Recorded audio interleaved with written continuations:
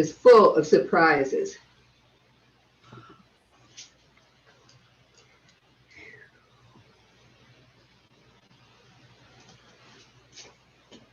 Sometimes the first surprise is learning that you're going to become a parent. Back when my children were born, the gender of the children was a surprise. It's full of surprises.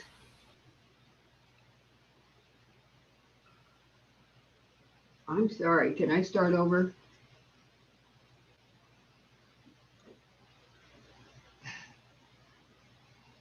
I wanted to pin the timer. We needed to do an audio check before you started.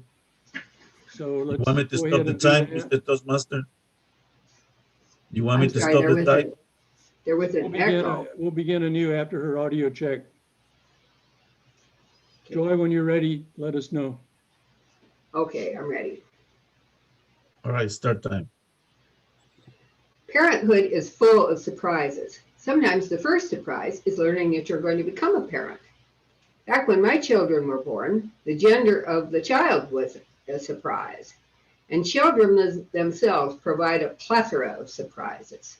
Mr. Toastmaster, ladies and gentlemen, when my daughter Irene was 5 years old, I told her that in a few months she would have a new baby brother or sister.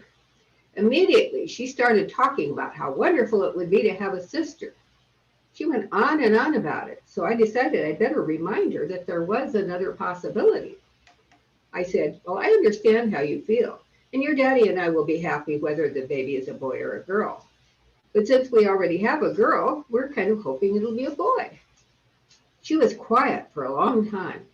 Well, it was just a couple of minutes, but for her, that was a long time. Then she said, when my brother grows up, I wonder who he'll marry. When I told my mother about that conversation, she said that when I was 2.5, she told me that I was going to have a baby brother or sister. She was trying to teach me the months of the year at the time. So she said, now next month is October, and then comes September. After that is October, when the baby will be born. She said, from that moment on, anytime I encountered someone outside the family, I told them that I was going to have a brother baby in September. And you know what? I was right. I was lucky enough to be a stay-at-home mom when my kids were young. But I'm afraid I watched a lot of daytime television back then. We had a routine when Irene was in school. Her little brother, Danny, and I would watch TV. He watched Captain Kangaroo, and then he played with his toys while I watched a soap opera, the news, and some game shows. As far as I could tell, he never paid any attention to any of my shows, although I should have had a clue one day when he was about 2.5. We were driving somewhere in the car, and the radio started playing the music from Jeopardy. He got all excited. He says, that's Joppy Ott Fleming. Back then, Jeopardy was a daytime show, and Art Fleming was the host.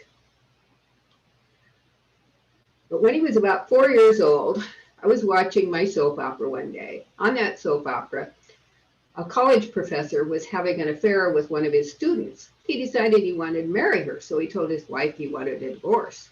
She said, you can't divorce me, I'm pregnant.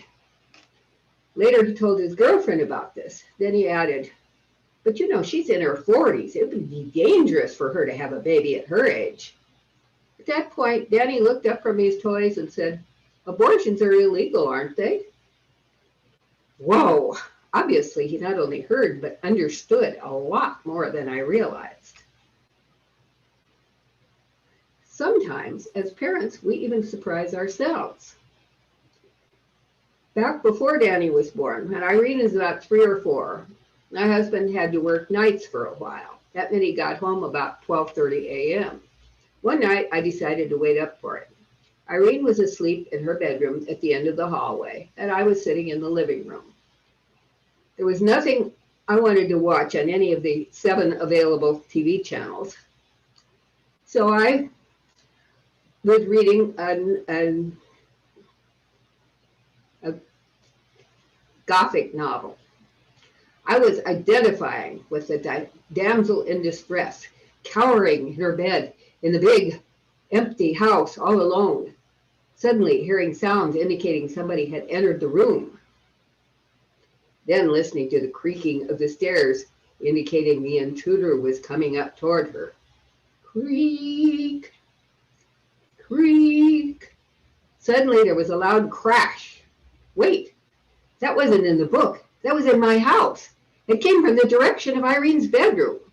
Oh no, someone must have climbed in her bedroom window and then fallen over the toys that were stacked underneath it. My child was in danger. Immediately, I transformed from damsel in distress to supermom. Quickly, I jumped up from the couch, grabbed the nearest item I could use as a weapon, and charged down the hallway towards Irene's bedroom. When I got to the end of the hall, I took a deep breath and carefully opened the door. There I saw Irene sleeping peacefully.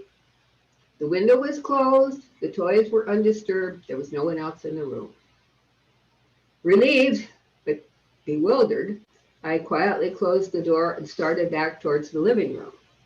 I was trying to figure out what could have caused that crash that I'd heard. As I passed the sliding doors of the hall closet, I had a sudden thought. I slid open the door of the closet, and sure enough, lying on the floor was the vacuum cleaner hose that I had draped over a hook that afternoon when I finished vacuuming. I have no idea what made it fall, but obviously its falling had made the noise that had upset me so much. As the adrenaline drained out of my system, I plodded wearily back to the living room and sank down onto the couch. After I'd sat there for a minute, I realized that I was still clutching the weapon I had been brandishing. I looked at it and had to fight to keep from bursting into hysterical laughter. I had charged down that hallway to confront an intruder, armed with my trusty fly swatter. As I said, Parenthood is full of surprises. Mr. Toastmaster. Thank you, Joy.